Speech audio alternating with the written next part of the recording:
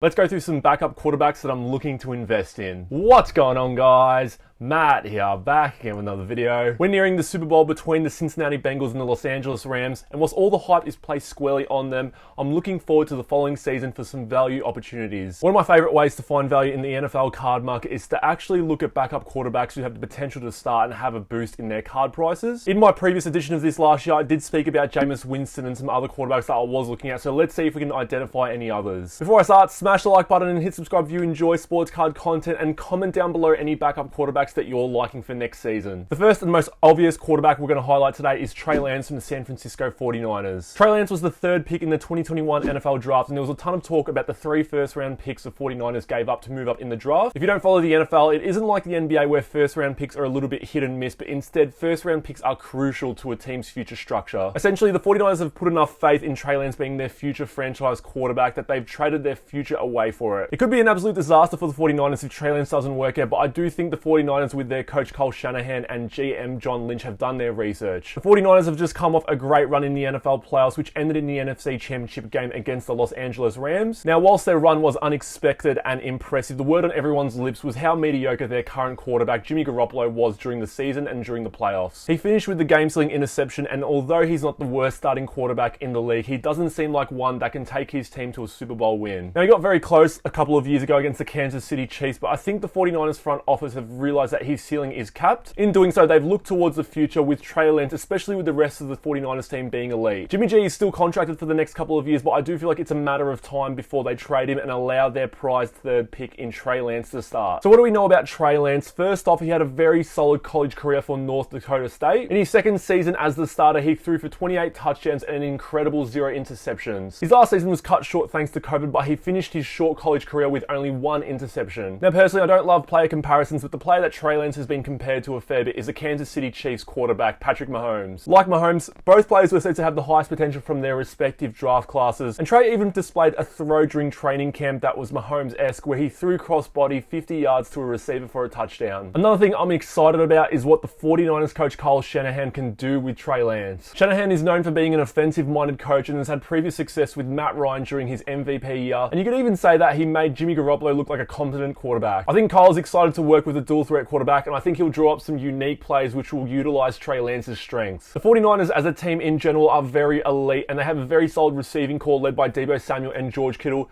and their defense is led by Nick Bosa. With their recent run in the NFL playoffs, I genuinely feel like they are a good quarterback away from a Super Bowl win. And another thing to remember is that with Trey Lance, he's going to be on a rookie contract for a while. Now, what does a rookie contract mean for team structure? Well, it allows the 49ers to build their team around Trey Lance and not have to worry about his contract as much. This is why the Seattle Seahawks was so good during Russell Wilson's younger years. It was their ability to pay the defense and players around Russell Wilson whilst only paying him a fraction of the price. You've essentially got this 3-year window where the 49ers can build around Trey Lance with great players and contend for the Super Bowl. I've spoken about why I like Trey Lance so much, but the annoying thing about him and his draft class is the lack of pro uniform cards out at the moment. Personally, I'd be looking at a Contenders Auto or a numbered Prism as a nice investment for Trey Lance, which haven't been released yet. But for the time being, you have a few of his orders that are currently out, like his Spectra RPA numbered to 99, which goes for $250 US. I'm personally going to be waiting until some more products are released before buying some Trey Lance cards. Let's run through the second backup quarterback that I think could be a starter next season. That's my man Gardner Minshew of the Philadelphia Eagles. Now, if you watched my 2021 edition of this same video, I actually did mention Gardner Minshew, but since then a lot has changed and his cards have actually come down. First off, Gardner was traded to the Philadelphia Eagles for a late round draft pick, which confused a fair few people because the Eagles already had Jalen Hurts. Personally, I just saw the Eagles just having an insurance plan in case if Jalen didn't work out or got injured. And luckily for Gardner, Jalen did end up getting injured, which allowed him to start 2 games in the season where he won 1 game and lost 1,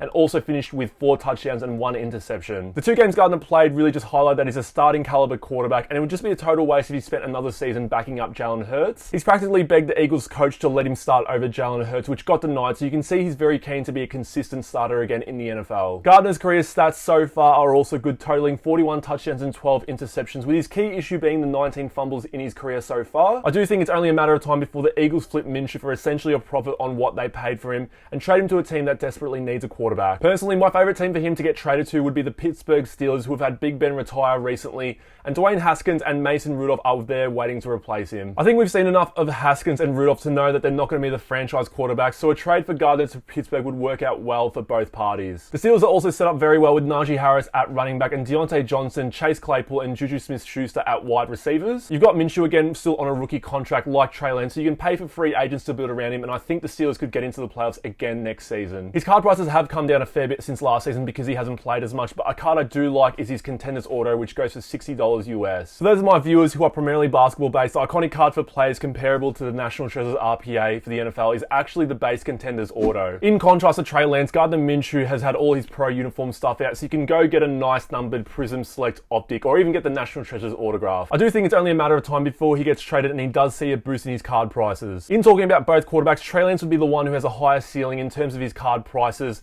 whilst Gardner Minshew is more the value play who is cheap. Let's go through a couple of honorable mentions in Jordan Love from the Green Bay Packers and Mitch Trubisky from the Buffalo Bills. Now, Jordan Love is heading into his third season. I feel like the word potential keeps being thrown around, but he's going to have to start showing something soon, and he has been disappointing in the limited time that he has played. I personally already have a fair few Jordan Love cards, but I do think he's being set up for failure with people expecting an Aaron Rodgers level of production. Mitchell Trubisky is an interesting one. He was infamously picked over Patrick Mahomes and Deshaun Watson in the 2017 NFL draft, and he's currently a backup to Josh Allen. The next crop of quarterbacks is regarded as a weak draft class, and I do think there's a small chance he can be signed to a team as a stopgap quarterback to cover this season. And really, who knows? He may have learnt a thing or two from Josh Allen, and he might be out for redemption. Very risky sort of play, but it can pay off if he does go to another team and starts for a season. I hope you all enjoyed that video. A ton of research was put into it, so make sure you do smash the like button and hit subscribe, and I'll see you all in future videos. Take care.